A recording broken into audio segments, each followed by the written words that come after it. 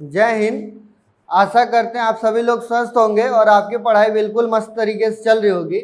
कल हम लोग समझे थे क्रम और रैंकिंग का एक पार्ट, जिसमें हम लोग रैंकिंग वाले सारे टाइप के क्वेश्चन देख लिए थे, पर आपके सिलेबस में सीटिंग अरेंजमेंट के भी कुछ क्वेश्चन है जो कि वृत्त पे आधारित वाले हैं।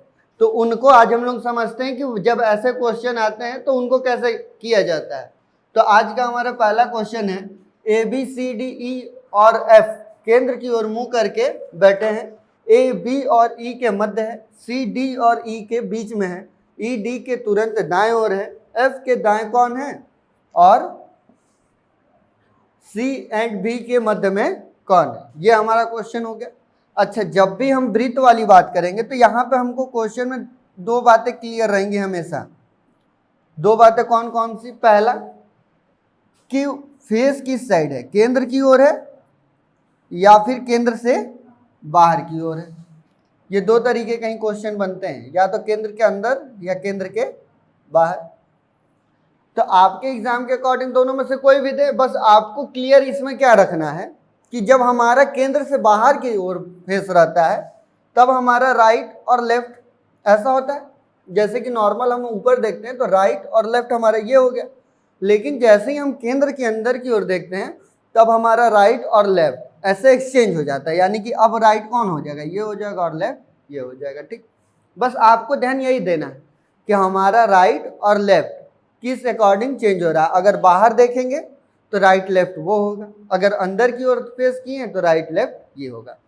कोई भी एक भी दिशा अगर हमको पता चल जाए कि इस फेस पे हमारा राइट लेफ्ट इस ऐसे होगा तो हम उसको क्लॉकवाइज या एंटी क्लॉकवाइज रोटेट करा के भी सारे दिशाओं का निकाल सकते हैं। जैसे अगर इस साइड का निकालना होगा तो यहाँ पे राइट है तो यहाँ पे भी पहले क्या आएगा, राइट, और उसके बाद लेफ्ट आएगा।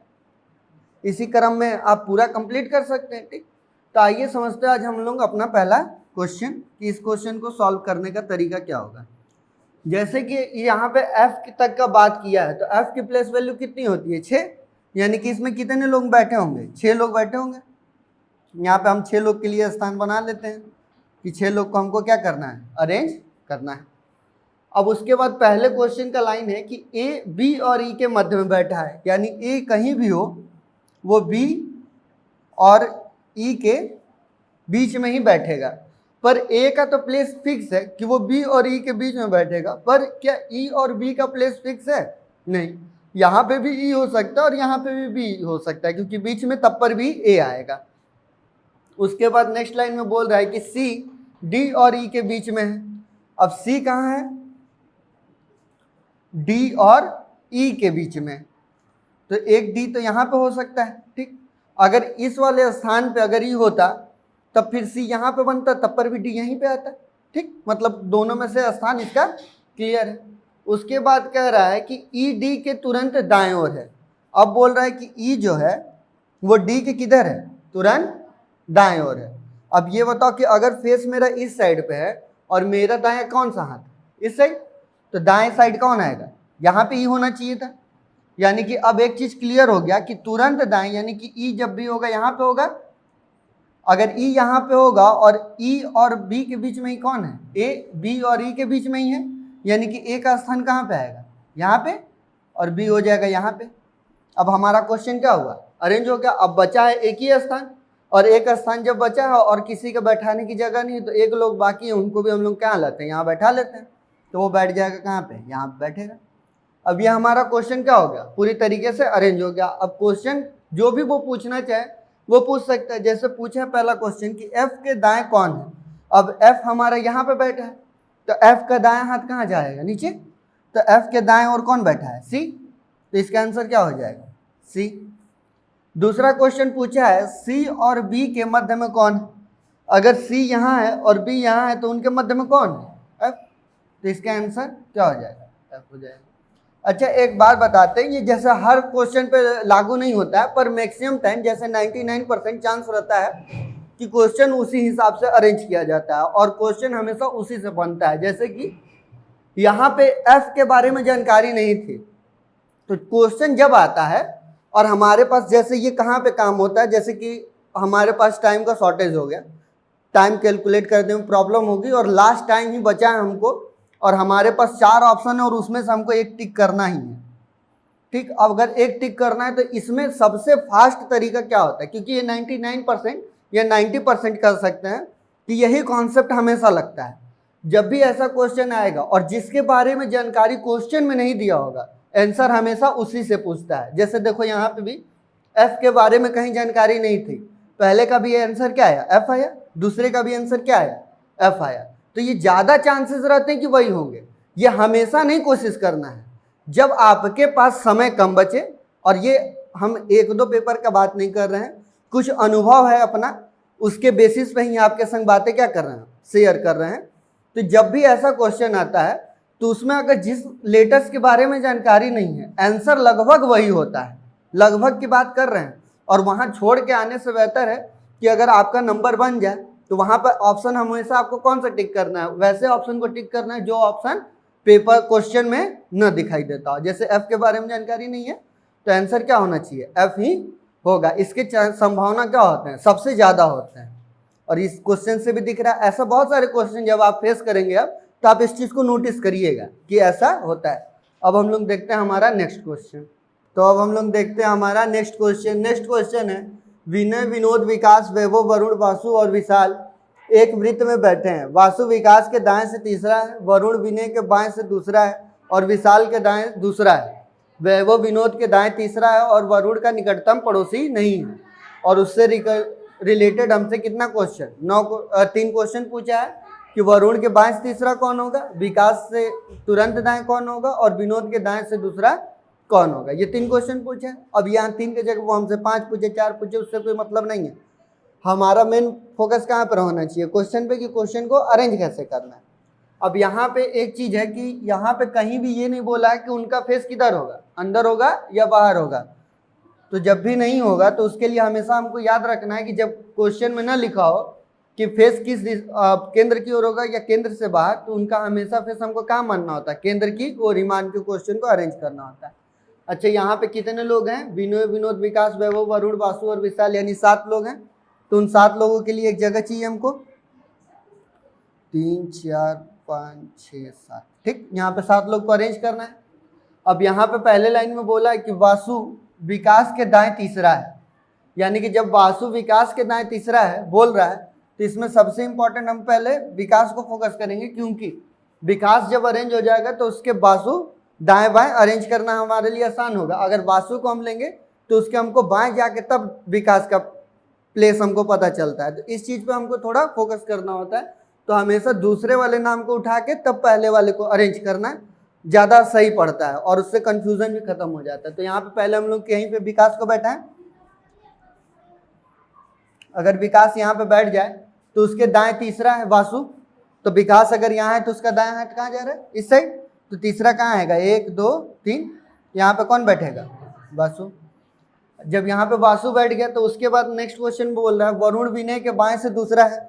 अच्छा, वरुण अब विनय के बाएं दूसरा है, यहाँ पे पहले विनय को हमको अरेंज करना होगा, उसके अकॉर्डिंग हमको वरुण को देखना होगा। तो अगर विनय को हम यहाँ पे बैठाएं तो उसके बाएं साइड बोल रहा है तो बायां भी यहीं पे आ रहा है, तो यहाँ पे दूसरे पे वो अरेंज हो सकता है, कोई किसी तरीके की दिक्कत नहीं है। ठीक, तो यहाँ पे हम लोग सबसे पहले किसको बैठा लें, विनय को। अगर विनय यहाँ पे बैठेगा तभी तो वरुण उसके बाएं साइड में दूसरा बैठ पाएगा। तो यहाँ पे कौन बैठेगा, वरुण, किसी तरीके कोई दिक्कत नहीं। उसके बाद नेक्स्ट लाइन में बोल रहा है और विशाल के दाएं दूसरा है, और वर्ड जब आता है वो किसके लिए आएगा, वरुण के लिए ही, क्योंकि वरुण से रिलेटेड ही क्वेश्चन में लाइन बोला गया है कि वरुण विनय के बाएं है और विशाल के दाएं दूसरा है, यानी जो भी बात की जा रही है वरुण के बारे में कहा जा रहा है। अब वरुण जब बोल रहा है कि विशाल के दाएं दूसरा है, तो विशाल अगर यहाँ पे बैठेगा तो उसका दायां कहाँ आएगा, ऊपर ही की साइड आएगा। तो जब ऊपर आएगा तो यहाँ पे दूसरे स्थान पे भी है, कोई दिक्कत वाली बात नहीं, यानी कि अभी हमारा क्या हो रहा है, सही अरेंज हो रहा है। उसके बाद नेक्स्ट लाइन में बोल रहा है कि वैभव विनोद के दाएं तीसरा है।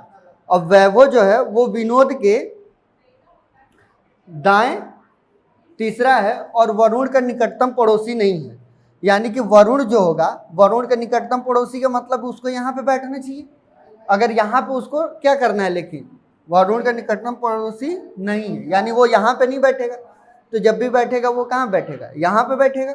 तो जब यहाँ पे बैठेगा तो वैभव को बैठा देते हम लोग यहाँ पे, वैभव कहाँ बैठेगा, वहीं बैठेगा। और उसके बाद क्या कर रहा है कि वैभव विनोद के दाएं। अब विनोद देखो अगर यहाँ पे बैठेगा तो इसका कहाँ जा रहा है, राइट हैंड इसी साइड तो जा रहा है। यानी कि ये क्वेश्चन हमारा जैसे जैसे बोल रहे थे वैसे करते गए और ये वैसे अरेंज भी होता चला गया। तो यहाँ पे कौन बैठेगा, विनोद। पर यहाँ पे जरूरी नहीं कि जब हम क्वेश्चन स्टार्ट किए तो सॉल्व करता है, तो जरूरी नहीं कि इसी सीक्वेंस में एक ही बार में हमारा क्वेश्चन क्या हो, सही तरीके से सॉल्व हो।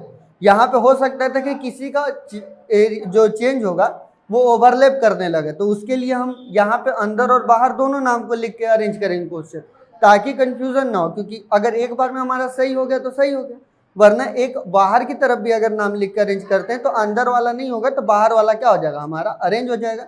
या फिर कंफ्यूजन है तो एक और सर्कल बनाएंगे हम और उस पर दूसरे तरीके से फिर अरेंज करके देखेंगे। ठीक, तो इस कॉन्सेप्ट को हमेशा दिमाग में रखना है। या तो नाम को अंदर बाहर लिख के अरेंज करना है, अगर नहीं अरेंज हुआ तो, या फिर एक और वृत्त बना के वहां पे हमको अरेंज करना है। अब ये हमारा क्या हुआ, जिस हिसाब से क्वेश्चन बोला था उस हिसाब से क्वेश्चन अरेंज हो गया। अब जब क्वेश्चन एक बार अरेंज हो जाए तो उसके बाद क्वेश्चन हमसे कुछ भी पूछे हमको किसी भी तरीके कोई दिक्कत नहीं होता है। अब जैसे पहला क्वेश्चन पूछा है कि वरुण के बाएं तीसरा कौन है। अब वरुण कहाँ पे बैठा है, यहाँ पे बैठा है। वरुण यहाँ पे बैठा है तो उसका बाएं साइड किधर आएगा, इस साइड। तो बाएं तीसरा कौन है, वैभव। तो इसका आंसर क्या हो जाएगा, पहले का वैभव। उसके बाद दूसरा कह रहा है क्वेश्चन कि विकास के तुरंत दाएं कौन है। विकास यहाँ पे है तो इसका तुरंत दाएं कौन बैठा है, वैभव। इसका भी आंसर क्या आएगा, वैभव। उसके बाद तीसरा क्वेश्चन देखो क्या दे रहा है, विनोद के दाएं दूसरा कौन है। विनोद यहाँ पे है तो इसका दाएं दूसरा कौन है, विकास। तो तीसरे का आंसर क्या आ जाएगा, विकास। किस तरीके कोई दिक्कत नहीं। ये होता है क्वेश्चन, जब ऐसा क्वेश्चन है तो उसको इस तरीके से अरेंज करना है। अब हम लोग देखते हैं हमारा नेक्स्ट क्वेश्चन। अब हम लोग देखते हैं हमारा नेक्स्ट क्वेश्चन कि 6 पशु घोड़ा, गाय, गधा, सुअर, कुत्ता और बकरी एक वृत्त में बंधे हैं। बकरी सुअर के दाएं बंधी है, गाय गधे या कुत्ते के बगल में नहीं बंधी है, घोड़ा सुअर के विपरीत है। तो क्वेश्चन पूछा है कि सुअर के बाएं कौन है, गाय के बाईं ओर कौन है और कुत्ता का पड़ोसी कौन है। ये हमसे क्वेश्चन पूछा। अच्छा, यहाँ पे गधा, कुत्ता, सुअर आ रहा है तो ये मत सोचिएगा कि हम अपने से क्वेश्चन फॉर्म किए हैं। ये आपका प्रीवियस ईयर का क्वेश्चन है, इसीलिए उसमें दिया हुआ है। और एग्जामिनर हमेशा ऐसे नाम यूज करता है, जैसे कि ब्लड रिलेशन वगैरह जब आता है तो वहाँ पे जरूर आपके संग वो एक्टर का नाम जोड़ के वो एक दूसरे से कॉन्फ्लिक्ट कराता है ताकि आप उसमें बच जाएं। तो इस चीज़ों से बचना नहीं है, बस जो भी क्वेश्चन में दिया होगा उसको हमको कुछ भी फॉर्मेशन में मान के और क्वेश्चन को सॉल्व कर लेना है। इस बात पे नहीं अड़िग रहना है कि वहाँ पे कुत्ता, सुअर, गधे की बात कर रहा है। ठीक, तब इस क्वेश्चन को हम लोग सॉल्व करते हैं। यहाँ पे कितने लोग की बात किया है, 6 लोग की बात किया है। यहाँ पे 6 लोग को बैठाने की जगह भी होनी चाहिए। अच्छा, एक चीज़ और बता दें हम आपको कि जब भी अगर क्वेश्चन में विपरीत वर्ड का शब्द आए या फिर जब भी ये आए कि कोई किसी के विपरीत नहीं बैठा है या विपरीत कब होगा, तो जब एक सम डिजिट वाला होगा, यानी कि संख्याएं जब सम होंगी तभी क्या होगा, उसमें एक दूसरे के विपरीत हो पाएंगे। जैसे कि 2, 4, 6, 8, 10, 12 ऐसे में होंगे तभी तो एक दूसरे के सामने होंगे। अगर विषम संख्याएं हो जैसे कि 3, 7, 9 तो उसमें एक दूसरे क्या है, सामने नहीं बैठा जा सकता। उसमें क्या होगा, प्रॉब्लम होगा, नहीं होगा। अरे तो इसीलिए हमेशा जब भी बात करेगा तो एक सम डिजिट वाला ही नंबर होगा। तब क्वेश्चन को सॉल्व करते हैं। अच्छा, यहाँ पे भी कहीं भी ये नहीं लिखा है कि गाय, सुअर, बकरी जो है उनका फेस किधर होगा। दिया तो है बंधे हैं, पर किधर बंधे हैं ये नहीं दिया, तो उनका भी फेस हम किसके अकॉर्डिंग, वृत्त के अंदर के अकॉर्डिंग ही अरेंज करेंगे। अब यहाँ पहले लाइन में बोला है कि बकरी सुअर के दाएं बंधी है। अब यहाँ पे पहले किसको हम अरेंज करेंगे, सुअर को। यानी कि कहाँ पे, यहाँ पे सुअर अगर होगा तो सुअर के दाएं कौन होगा, बकरी। अगर सुअर यहाँ है तो उसके दाएं कौन होगा, यहाँ पे बकरी बन जाएगी। उसके बाद बोल रहा है कि गाय गधे या कुत्ते के बगल में नहीं है। अब गाय जो होगी वो नहीं बैठेगी कहाँ कहाँ पे, एक तो गधे के बगल में नहीं बैठेगी और एक कहाँ नहीं बैठेगी, कुत्ते के बगल में। इन दोनों की दोस्ती उसको नहीं पसंद है तो वो उनके पास नहीं बैठेगी। अगर उस अकॉर्डिंग से अरेंज करें हम, तो अगर यहाँ पे गधा होगा तो यहाँ पे गाय नहीं होनी चाहिए और गाय यहाँ पे भी नहीं होनी चाहिए, गाय के लिए एक स्थान यहीं पे बचेगा। मतलब इस वाले लाइन को अरेंज करने से पहले हमको इसके अगले लाइन पे ही अरेंज करना होगा। इस वाले लाइन में क्योंकि वहाँ पे निगेटिव वाला क्वेश्चन आ गया, जब निगेटिव वाला आता है तो उसको हम लोग लास्ट में अरेंज करते हैं जिससे क्वेश्चन आसानी से सॉल्व हो। तो नेक्स्ट लाइन में क्या बोला है कि घोड़ा सुअर के विपरीत है। अब घोड़ा कहाँ होगा, वो सुअर के विपरीत होगा। तो अब देखो यहाँ और यहाँ पे तो बैठ ही नहीं सकता घोड़ा और सुअर, जब क्योंकि इनके विपरीत में कौन आ जाएगा, ये दोनों आ जाएंगे। इसके विपरीत में ये है, इसके विपरीत में ये है। तो अब एक ही तो दिशा बचा है जहाँ पे घोड़ा और सुअर अरेंज होंगे। तो अगर घोड़ा यहाँ पे होगा तो सुअर कहाँ पे होगा। अच्छा, ये पहला वाला लाइन भी बकरी और सुअर का ही था, ये सुअर का ही था। अगर सुअर यहाँ पे है तो घोड़ा कहाँ पे होगा, यहीं पे बैठेगा, इसके अलावा तो कहीं और बैठेगा नहीं। अब देखो जैसे ही घोड़ा अरेंज हुआ वैसे ही गाय के लिए भी स्थान क्लियर हो गई कि गाय जब भी बैठेगी कहाँ बैठेगी, यहाँ पे बैठेगी, क्योंकि वो कभी भी गधे और कुत्ते के बगल में नहीं बैठेगी। पर किसी इस क्वेश्चन में कहीं पे भी ये पता चला हमको कि गधा कहाँ बैठेगा और कुत्ता कहाँ बैठेगा, नहीं पता चला, क्योंकि गधा यहाँ भी हो सकता है, कुत्ता यहाँ भी हो सकता है, कुत्ता यहाँ भी हो सकता है, गधा यहाँ भी हो सकता है, पर इनका स्थान क्या है, फिक्स है। तो क्वेश्चन भी जब भी आएगा इसके अकॉर्डिंग आएगा, अगर इनके अकॉर्डिंग आएगा तो वहाँ पे क्या आएगा, आंकड़े अपर्याप्त है। तो अब क्वेश्चन क्या पूछा हमसे, सुअर के बाएं कौन है। अगर सुअर यहाँ पे है तो सुअर के बाएं छोरे पे कौन आएगा, या तो गधा आएगा या फिर कुत्ता आएगा, दोनों में से कोई एक आएगा। तो इन दोनों में से कोई एक ऑप्शन में दिया होगा, जो भी आया होगा वो होगा, या फिर एक ऑप्शन होगा कि आंकड़े अपर्याप्त हैं, तो आंकड़े अपर्याप्त पे हमको टिक मारना है। जिस हिसाब से ऑप्शन होगा उस हिसाब से क्वेश्चन होगा। उसके बाद क्वेश्चन दूसरा है कि गाय के बाईं ओर कौन है। गाय अगर यहाँ पे है तो गाय के बाईं ओर कौन है, बकरी ही है, तो दूसरे का ऑप्शन क्या हो जाएगा, बकरी। इसका क्लियर है तो इसका हम क्लियर आंसर देंगे, इसके बकरी आएगी। उसके बाद बोला कि कुत्ता का पड़ोसी कौन है। अब देखो कुत्ता यहाँ पे अगर बैठे तो उसका पड़ोसी कौन होगा, एक गधा होगा और दूसरा सुअर होगा। अगर कुत्ता अगर यहाँ पे बैठेगा तो उसका पड़ोसी एक घोड़ा होगा और एक गधा होगा। तो इसमें भी ऑप्शन क्या आएगा, दो। तो ऐसे जब इतने सारे ऑप्शन में कंफ्यूजन होगा तो वो आंसर क्या आएगा, हमेशा आंकड़े अपर्याप्त है कि इसका उत्तर नहीं दिया जा सकता। या फिर चार ऑप्शन दिया होगा जिसमें से आपको क्लियर या तो किसी केवल वो घोड़ा का ऑप्शन में दिखाई देगा नाम, या फिर आपको गधे का ऑप्शन में नाम दिखाई देगा, या फिर सुअर का। मतलब बाकी सारे जानवर होंगे लेकिन इन तीन ऑप्शन में से ही, इन तीनों में से कोई एक होगा जिस पे आप कंफर्म होकर बोल सकते हैं। जैसे कि अगर चार ऑप्शन देना हो हम यहाँ पे, एक हम दे दिए यहाँ पे बकरी का, एक गाय का और एक ऑप्शन दे दिए घोड़े का, तो इसमें से साफ बात है कि वहाँ पे पड़ोसी कौन हो जाएगा, ऑटोमेटिक घोड़ा हो जाएगा। क्लियर। जब भी ऐसा क्वेश्चन आएगा तो क्वेश्चन हमेशा ऑप्शन से ही टेकल होगा कि ऑप्शन में किस हिसाब का ऑप्शन हमारा आया है, आंकड़े अपर्याप्त के हैं या फिर इन चारों ऑप्शन, जैसे इसका तीन ऑप्शन बन रहा है कि तीनों में से कोई भी पड़ोसी हो सकता है। तो जब तीनों में से किसी एक ही पड़ोसी का वो नाम देगा ना, तीनों का देगा नहीं, तो जब तीन में से किसी एक का देगा तो वो हमारा आंसर हो जाएगा। मतलब वो एग्जामिनर आपको बता देगा कि आपको आंसर क्या देना है, उसके लिए आपको नहीं परेशान होना है कि एग्जामिनर हमसे अब क्या पूछ लिया है। या तो ऑप्शन में आपको वो सीधे आंकड़े अपर्याप्त दे देगा या फिर डायरेक्ट इन तीनों पड़ोसी में से किसी एक का नाम दे देगा, तो वहाँ से भी हमारा आंसर क्लियर आ जाएगा। समझ में आया। तो ये हो गया हम लोगों का क्रम और रैंकिंग का अच्छे तरीके से पूरा कंप्लीट। अब आप लोग को बस क्या करना है, क्वेश्चन का प्रैक्टिस करना है। और प्रैक्टिस करते वक्त इस बात का जरूर ध्यान देना है कि आप किसी भी बहुत हाई लेवल के एग्जाम में नहीं बैठ रहे हैं, तो एक नॉर्मल बेसिस के जो क्वेश्चन होते हैं उन सारे क्वेश्चन को प्रैक्टिस करिए। वो सब जब हो जाएं तो उससे एडवांस लेवल के क्वेश्चन पे जाइए और उसको सॉल्व करके देखिए कि एग्जाम में सॉल्व हो रहा है कि नहीं। ठीक, तो अब हम लोग मिलेंगे नेक्स्ट वीडियो में। तब तक के लिए जय हिंद, जय भारत।